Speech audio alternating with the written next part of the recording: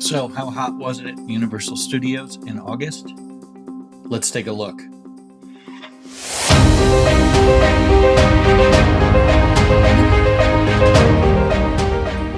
Well, we went to Universal Studios in August. The temperature registered as 95 degrees, feels like 107. Walking through City Walk, you can see people walking through there, and it's quiet in the park. I had been to Disney the week before, and Disney was pretty quiet. I expected Universal Studios to be quiet, and it definitely was. The boats going to the hotel were busy, and there you go. They were heading back to their hotels to probably jump in the pool.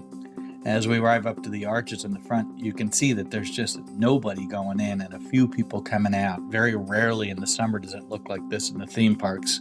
Like I said, at Disney the week before, it had been pretty quiet. I was shocked how quiet it was when we went and stayed at the Polynesian Village. Here we are walking in. The new VillainCon is open. That area was busy. I think people are curious to see the new ride and experience it.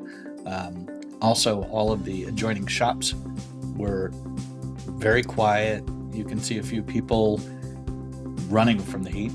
The Halloween Horror Nights stuff was set up, and it was pretty cool to see that stuff before Halloween Horror Nights. We'll be down there this month, the 5th, 6th, and 7th, checking out Halloween Horror Nights. It was busy at the Mummy, and it usually is busy over at the Mummy. As we walk through the New York area, you can see when we pan, there's just nobody there.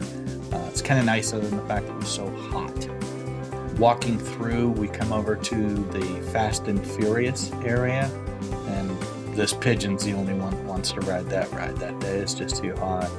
Heading over towards San Francisco, and as we walk by the drink stands and head over towards London, a little bit busier, of course, as you get over closer to Diagon Alley, which, once again, pretty light crowd in there. We can see that people wandering through there, probably going to go to Fortescue's and get some ice cream. Stopped and had some lunch in the Leaky Cauldron. One of my favorite things is the fish and chips. It's so good. You must try it. Dragon was up there. He was probably boiling in the heat. You can see just how it just looks hot.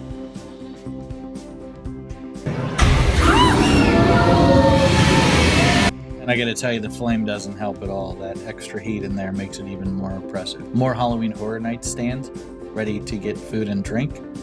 And one of the cool things, or the secret things, Men in Black, go in the express entrance, the hallway in there, it is cold and breezy.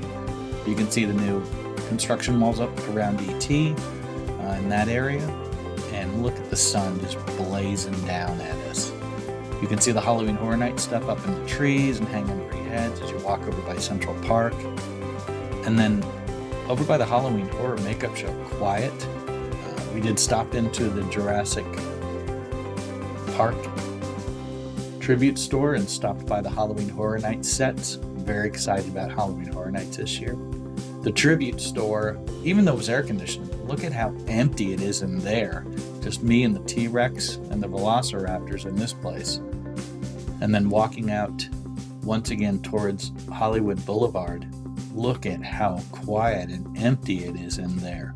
Pretty amazing. So if it's hot and you can put up with the heat, man, it's a great time to go to the parks. It was crazy hot inside there. 95 feels like about 100,000 degrees. But anyway, still fun to go into studios. Getting ready for Halloween Horror Nights next month.